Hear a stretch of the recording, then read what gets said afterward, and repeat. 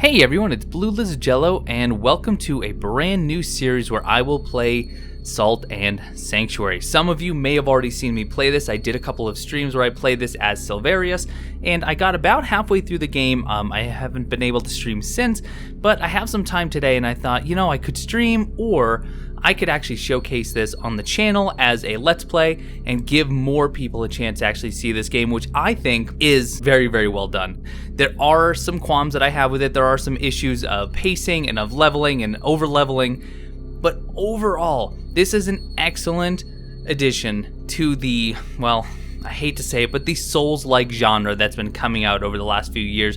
It is 2D, it is side-scrolling, but it is just so well done. The combat feels very, very clean. The way that you level and the way that you actually put your skill points in, I think is very both intuitive and unique. Maybe not unique, it does borrow from several other games, but the way that they put it together in this amalgamation of skill tree and leveling up, I just think is so brilliant, so well done. I really want to show it off. So we're going to start a brand new game, and I'm going to play as a character that I haven't tried at all. We're going to name this character. Oh, can't use my keyboard. Don't know why I thought that would work. We are going to be Crispin.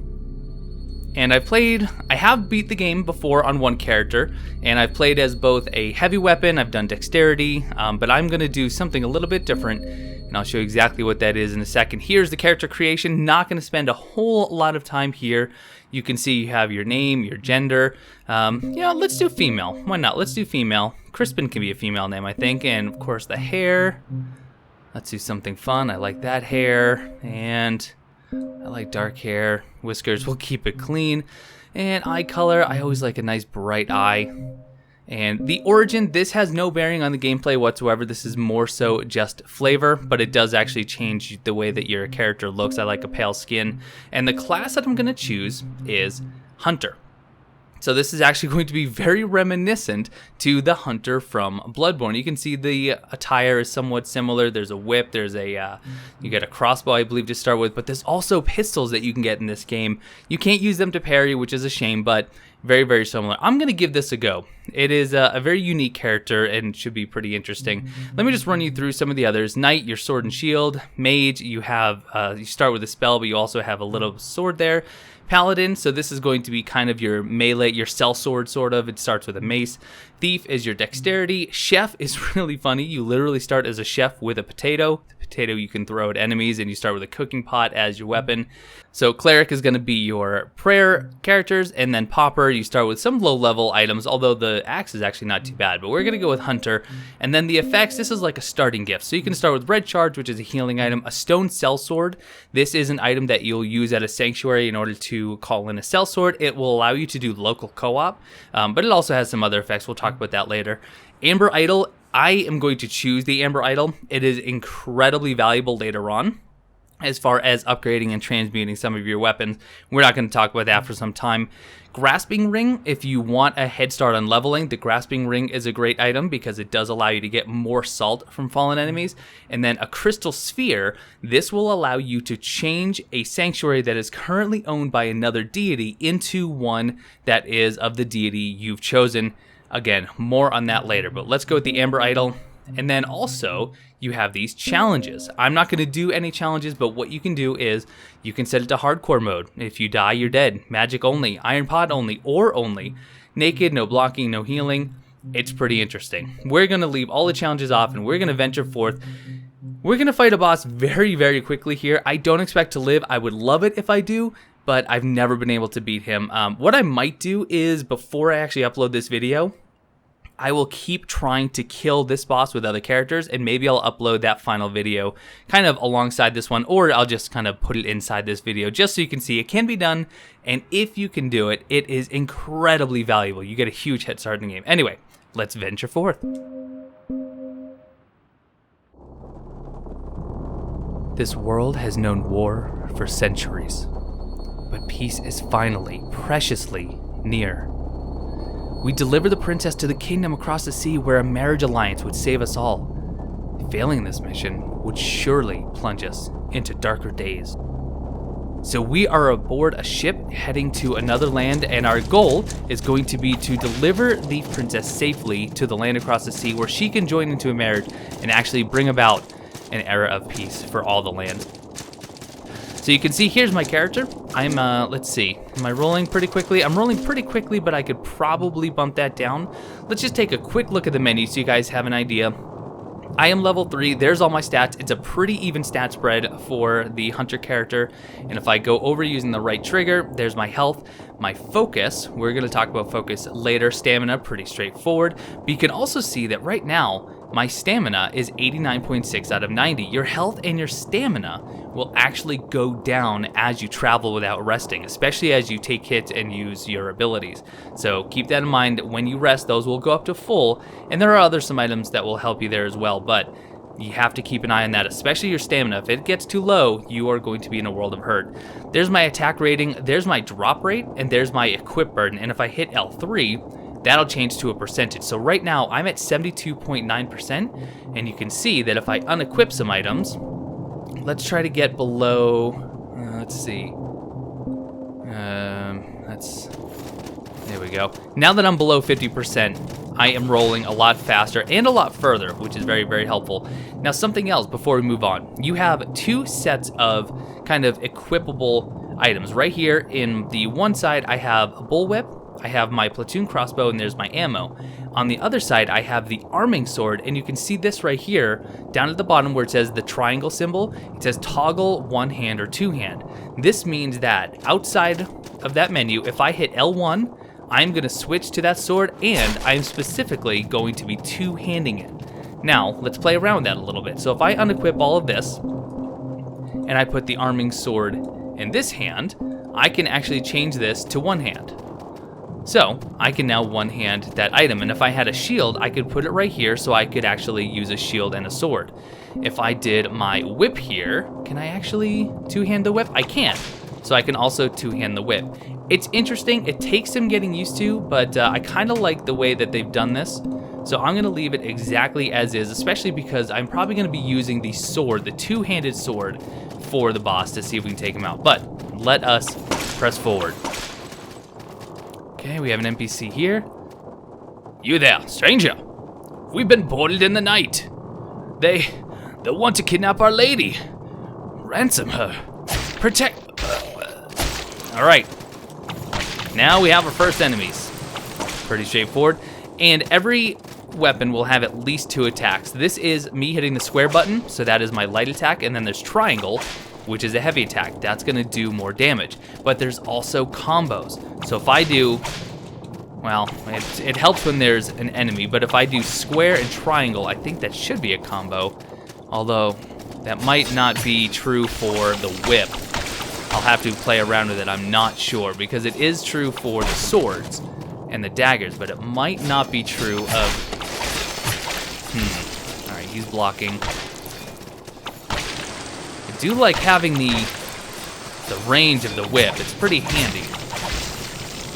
But I'm not finding any combos yet, so we're gonna have to play around with the whip some. All right.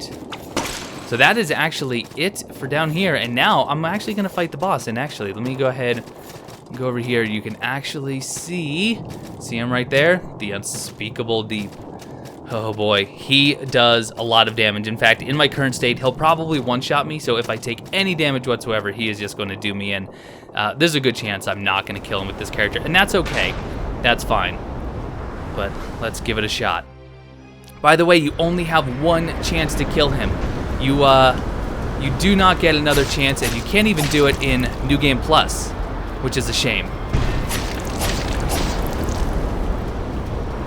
I love the jump because that gives you plenty of time. So you can see he's not too difficult, but you can see also, uh-oh, my damage is just so poor. Roll. I don't like when he's in the corner though. Don't like that at all. So I gotta back up. Okay, this is going okay. Some of the other characters have a much better starting weapon. I could try the whip. Maybe we will. So I'm doing 5 and 11, or actually that's not, so the item or the damages that you're seeing, those are cumulative. So you see I did 5 there, and then I did 6 the second time. So I did a total of 11, but I'm not doing 11 damage that second time. Oh, careful. Oh, I don't like being here. There we go. All right, let's try the whip. Let's see what the whip can do. And I could also try the crossbow. It wouldn't hurt. Bummer. Yeah, the whip was doing the same damage anyway. Failing this mission would surely plunge us into darker days. I awoke to the sounds of waves washing on rock, and I knew I was alive. I must find the princess.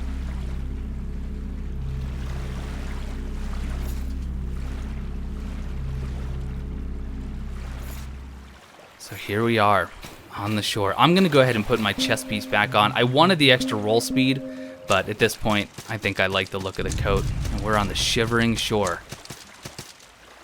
Well, hello there. You're just a fleshy bit of flotsam washed ashore with the rest of us, You'll want shelter, you'll want sanctuary. But what is a sanctuary without faith? There's an empty sanctuary up on the beach, and you can claim it for your creed. Tell me, do you keep the new gods? Yes or no? I'm gonna go ahead and say no for now. You don't keep the new gods? Rare. So, are you a pilgrim of Devara? Your sword has been dying out for centuries, I'm afraid. Nope, sorry, I don't follow Devara. No? Do you hold no gods at all?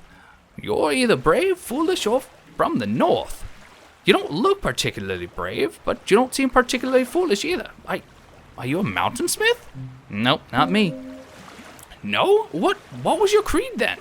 And now you actually get to choose which one you want to actually go by. I'm gonna go with the 3. This is probably the most common one that people end up going with. The Goddess of Light, the Iron Ones, they all have different reasons. So if you're going with magic, Goddess of Light is probably gonna be the one you want. If you're going for heavy two-handed items and heavy armor, Iron Ones is probably better, but the 3 is kind of your straightforward all-around creed. Most men follow the 3 deities, the king, the knight, and the judge. The king lends wisdom to men who lead, the knight protects warriors in combat, and the judge guides those who maintain order. Are you a follower of the 3 then? Yes, I am. You're a follower of the 3, as I suspected. Here is a candelabra of the 3, icon of your creed. You survived a shipwreck, didn't you? This island is full of shipwrecked sailors, just like you. I stand here on the beach. I see men drown. I see men survive. But I never see rescue. Perhaps this island is cursed. But weren't you already thinking that? But have I seen a princess? Perhaps. Why is a princess so important? Living or dead, we're all the same flesh. Maybe I'm your princess, adorned in the skin of a decrepit old man. Well, go find your princess. You know what they say. A quest goes a long way to keeping the madness at bay.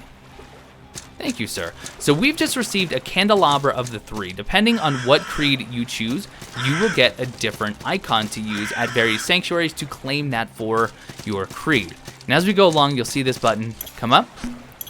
So this will tell me that if I use L2, I'll use my shielder offhand. If I use L2 now, it's a crossbow. Because I don't have a shield, I have the crossbow instead. So this is just kind of like your tutorial area. That actually said that I could parry. Once I get a shield, I will equip it because I do like parrying. But you can also parry with a two-handed item. So if I have this blocking and I hit square, that is a parry move. And parrying is pretty forgiving in this game, so if you have never been able to parry before in other games, give it a shot in Salt and Sanctuary. You might be surprised. R2 to roll, we already knew that. Let's go to the whip. I'm not finding any combos, which is a shame. And we got the Sanctuary key, which is going to be helpful coming up here. I guess I'll show you the other tutorials. L1 is to switch loadouts, which we've seen. Switch items. I don't have any other items, but if I did, you can see up where the candelabra is, that would switch. And then R1 is to use the equipped item, which we're going to use here in just a second. Very cool. Oh, and this, by the way, this is actually a character, a player that has died. And they'll have different icons depending on what creed they're under. But if I break this, you can actually see briefly how he died, which is really cool. And here is a sanctuary. So once we stand in front of this pedestal, it'll tell us that we can claim the sanctuary because we have the candelabra equipped. And here we go. Beautiful. So this is a sanctuary of the 3. Here, we can do a number of things. First, we're going to rest, and if I had enough salt, I could go ahead and level up. We can level up, we can use the Tree of Skill, and we can make an offering. I'm not going to show you any of those until I actually have the ability to actually utilize them, which won't be too long. Won't be too long at all. Very cool. Here's another person that died. Oh, and he has the pumpkin head. Kind of a fan favorite.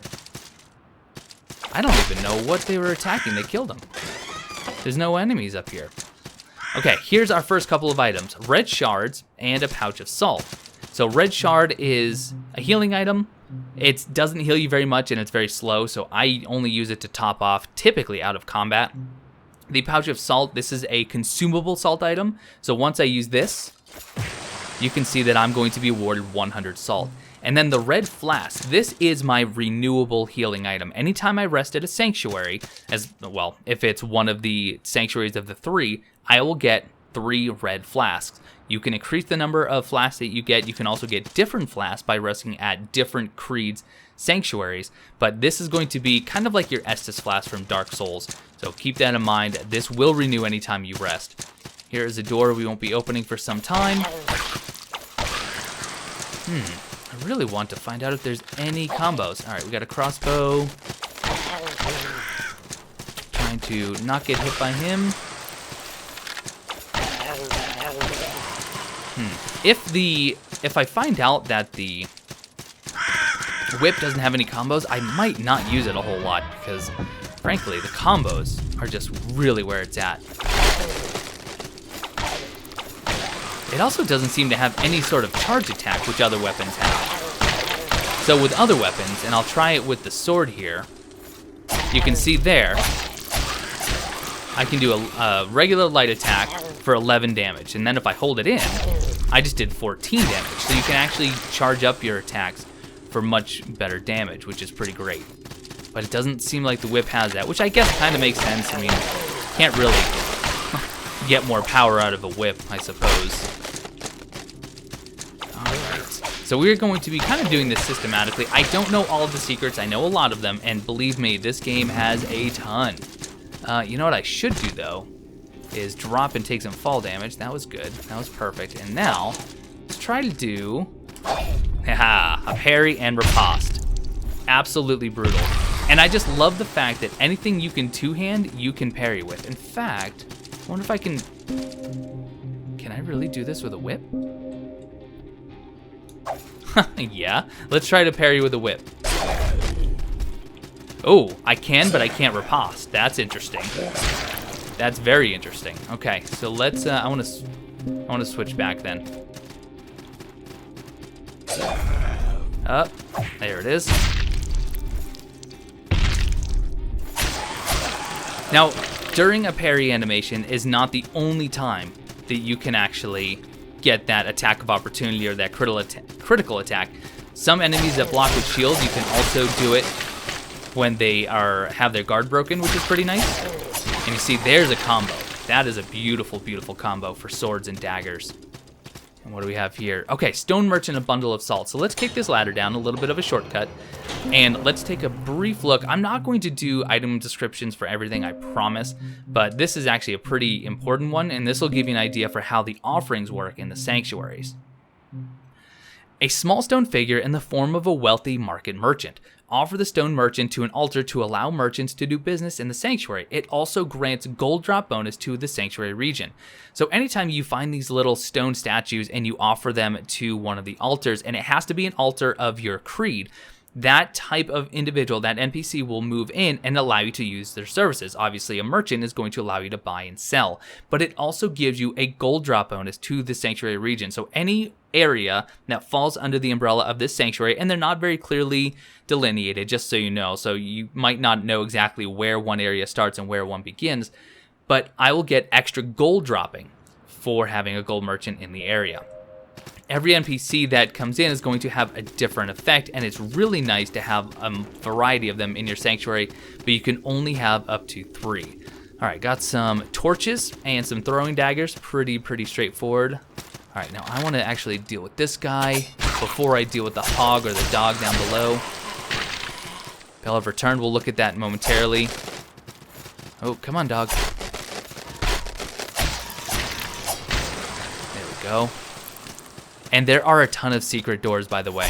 You use them just by interacting, just like you open a regular door, but they are numerous, especially early on in the game. They seem to kind of peter off later on. But what did I just pick up? The Bell of Return. A magical bell of faith and devotion. It symbolizes the call of gods and spirits. Ring it to return to the sanctuary or shrine you most recently visited. This is not a one-time use only item. This will automatically bring you back to whichever shrine or sanctuary you last visited. There are some other items that will bring you back, and you can actually choose which shrine or sanctuary you will go to, but they are consumable items, so they will go down. Okay, we have a ladder there, but I want to go over here because first we're going to grab this item, some more red shards, and down here we have a stone cleric. So the Stone Cleric is another NPC that we can summon into the Sanctuary, and it will be a Cleric. So for you magic users, especially if you're going for a Faith build, the Cleric is going to be very, very helpful. We will get that item a little bit later. But for now, let's climb up. I'm going to show you this. I don't know why this exists, because it just goes out to the same area. Go figure. All right. Oh, don't get grabbed. Oh, don't get grabbed. I got grabbed. Okay. That's okay. And what do we get? We got Bolt. Oh, so we actually got the Bolt back. That was pretty cool. Oh, shame that I missed that. You can actually parry the jumping attacks, but I'm going to have to heal up again. Okay, so let's go up here. We're going to not have a lot of options up here yet, but I want to showcase a couple of things. Okay, there's the rogue set. I'm probably going to put some of that on, actually, because it's good light armor. I'm really disappointed that the whip doesn't have a combo. Maybe I should have played around with that before I decided to go with the hunter, but we're gonna make it work, at least for now. Always checking these walls that I don't really understand yet. Granados, really, really good item. Okay, here we go. We're gonna get this parry though. There we go. Excellent. Oh, no, no, no. It read the message instead. But we still got it. Still got it. And the bandage ring. So let's look at the items we got, and then I'll talk about this stone obelisk right behind me. So this is our first ring. A ring of powerful... As I was saying, a ring of powerful healing. Its wearer may suffer injury, but lasting wounds will be made less severe. It reduces the wounding effect. So you can see up in my HP bar, I have that little spot towards the end that's blank. That's because I've been hit, so I have been wounded. The more wounded you are, the less your max HP becomes. Wearing this ring will help to not nullify, but to reduce that effect. Very, very handy. So this obelisk. Later on, you're going to start finding things called brands, where someone is actually going to imprint a brand on your hand and will give you special abilities. The first one you will typically find is one that will allow you to interact with these obelisks and actually invert gravity. So if I had the brand and I use this obelisk, I would actually float up to that wall right there until I hit an item such as that thing right above my head, which reverses or reverts the gravity back to normal. So there are some pretty complex puzzles later on that use that mechanic. It's pretty cool. All right, so let's see. How are we looking? A few more minutes yet, and I think maybe I want to actually go take out the first boss. Should be able to take him out, I think, without too many issues. Oh, I missed it. So he's going to be over in this building. And there's a lot of exploration to do, but first, right in here, this is not a sanctuary, this just acts as a shrine. But a shrine will do the same thing. It will rest, it will recover your wounding, your stamina, but it'll also give you back all of your healing items. Good, Stone Blacksmith, so useful. So I do want to take a look and just show you the bonuses that you get. So if I were to use the blacksmith, obviously I get a blacksmith, but you also get attack bonus to the sanctuary region. You'll do more damage. And then the cleric, it boosts your prayer potency, so your prayers are more effective. But I also got that armor. So I do want to take a look at that. So Hunter's Cloak, ooh, and the Rogue's Jacket. I do lose some defense, but it's lighter, so I might be able to put on more pieces and still stay under the 50%.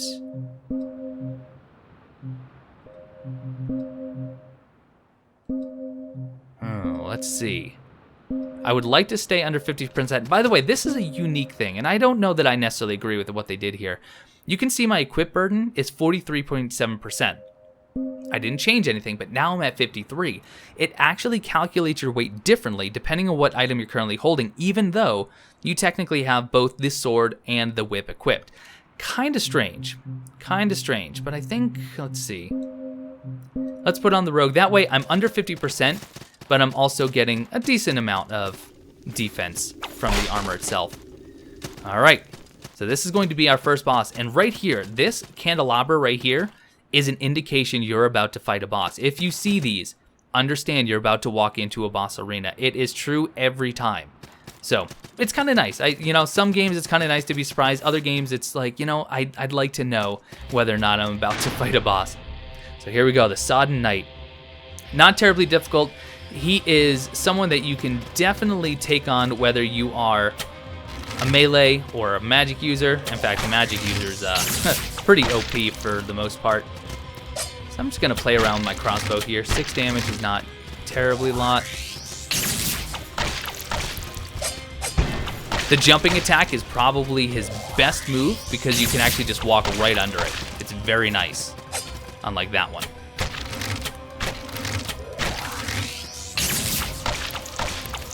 All right, 3 hits, I like that. In most bosses, in fact, it might even be true of all bosses, they have a bit of an enrage timer. So once I get him below 50%, which it looks like he's just about now, if he might actually be under, I'm not sure, he will actually start doing combo moves. So you can see right here, he's gonna do the magic and then he's gonna do the jump attack. And then sometimes he'll follow that up. I don't know, ooh, careful. I don't know if that's a separate timer or not, but let's just do some long range damage while he's coming at me.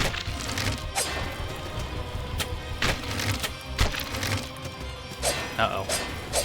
I don't like this. I don't like being backed into the corner. He also can change directions during his attack, so you have to keep that in mind. Okay, jump. Oh, yep, there's the follow-up. Okay, that's all right. Thought we were gonna go flawless there.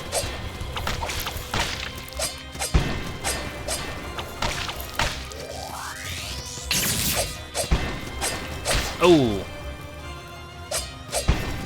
Oh no, he's almost gonna kill me. But we're gonna heal and we're gonna be fine.